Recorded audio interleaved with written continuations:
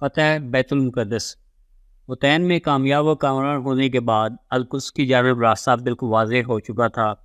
اب یہ بات ممکن تھی کہ صلاح الدین اس کا قصد کرتا اور قدرے کوشش کر کے اس کو اپنے قبضے میں لے لیتا، لیکن اس نے عسکری نقطۂ نظر سے اس کو دیکھا اور یہی بات اس کی اعلیٰ شخصیت اور شان اکبریت کو نمایاں کر رہی ہے۔ اس نے یہ سوچا کہ القدس تو کئی شہروں کے درمیان واقع ہے اور ساحل سمندر پر صلیبیوں کے کئی مراکز قائم ہو چکے ہیں جہاں سے وہ بیرونی دنیا کے ساتھ تعلقات بڑی آسانی سے قائم کر سکتے ہیں، خصوصاً عیسائیوں کے وہ ممالک جو ارض فلسطین میں صلیبی ناپاک وجود کو لا کھڑا کرنے میں چشموں کی حیثیت رکھتے تھے۔ اس لیے اس نے پہلے ساحلی صلیبی مراکز سے خلاصی پانے اور دوسرے اندرونی صلیبی قلعوں اور پناہگاہوں پر قبضہ کرنے کا پختہ پروگرام بنایا۔ اس کے بعد وہ القدس کی طرف پیش قدمی کر کے اسے فتح کر لے گا، جبکہ اس صلیبی ناپاک وجود کی زندگی کی شریانوں کو وہ پہلے ہی کاٹ چکا ہوگا۔ اس کے علاوہ عکا اور دوسرے ساحلی صلیبی قلعوں پر قبضہ کرنا بھی مصر اور شام کے مابین راستہ بھی بنا دے گا، جو اس کے ملک کے دونوں بازو شمار ہوتے تھے۔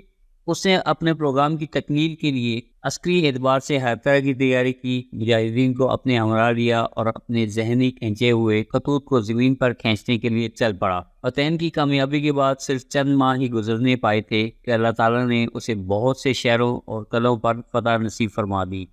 جیسا کہ ہم پہلے بتا چکے ہیں کہ یہ سب عظیم کامیابیاں اور بڑی بڑی فتوحات معرکہ حطین کے بعد 583 ہجری میں صرف چند مہینوں کے دوران ہی پوری ہو گئی تھی۔ اس طرح بیت المقدس کو فتح کرنے کے لیے فضا مکمل طور پر سازگار تھی۔ کام کو مضبوط بنیادوں پر استوار کرنے کے لیے سلطان نے مصر سے اسلامی بحری بیڑے بھی منگوا لیے، جو حسام الدین لولو الحجاب چمکدار آبرو والا کی زیر قیادت پہنچی، جو اپنی جرأت و بصارت اور عظیم خطرناک کاموں میں بلا خوف و خطر کود جانے میں مشہور زمانہ تھا اور صاحب المشورہ بھی تھا۔ اس نے بحر متوسط میں چکر لگانے شروع کر دیے، خصوصاً اس بات کا خیال رکھتے ہوئے کہ کہیں یورپ کے افرنگی ساحل فلسطین تک پہنچنے میں کامیاب نہ ہونے پائیں۔ 583 ہجری 15 رجب المرجب کو بروز اتوار القدس کے قریب آن اترا۔ اب اس نے بیت المقدس میں محصور عیسائیوں سے کہا کہ بغیر خون ریزی اور کشت و خون کے، جس کو وہ ایسے مقدس مقام میں پسند نہیں کرتا تھا، اطاعت قبول کر لی۔ لیکن جب انہوں نے اس کے جواب میں تکبرانہ انکار پیش کیا تو پھر سلطان حملہ کر کے اور نقب لگا کر اس کو فتح کرنے کی تدابیر کرنے لگا۔ اس مقصد کے لیے 5 دن صرف اسی کام میں گزر گئے۔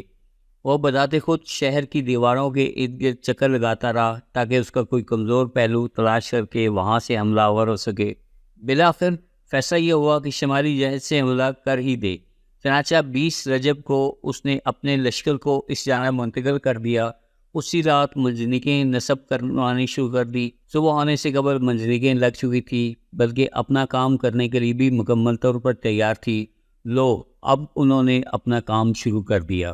دوسری طرف فرنگیوں نے فصیل کے اوپر اپنی مجانیق کو نصب کر لیا۔ دونوں طرف سے پتھراؤ شروع ہو گیا تھا۔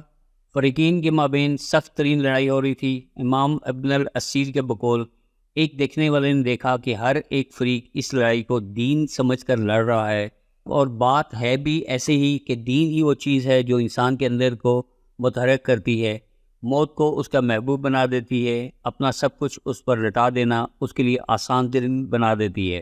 لوگوں کو اس بات کی ذرا برابر بھی ضرورت نہ تھی کہ انہیں لڑنے، مرنے، موت کے دریا میں کودنے پر ابھارا جائے، بلکہ شاید انہیں زبردستی روکا بھی جائے تو روکے نہ جا سکے۔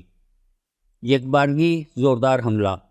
پھر انہی جہادی و قتالی ایام میں ایک دن امیر عزیز الدین عیسیٰ بن مالک، جو مسلمان قائدین اور متقین میں سے ایک تھا، شہید ہو گیا۔ تو اس کے جام شہادت نوش کرتے ہی مسلمانوں کے جوش اور ولولے میں نیا رنگ پیدا ہو گیا۔ تو انہوں نے یکبارگی ایسا حملہ کیا کہ فرنگیوں کے قدم اکھڑ گئے۔ کچھ مسلمان خندق عبور کر کے فصیل تک پہنچنے میں کامیاب ہو گئے۔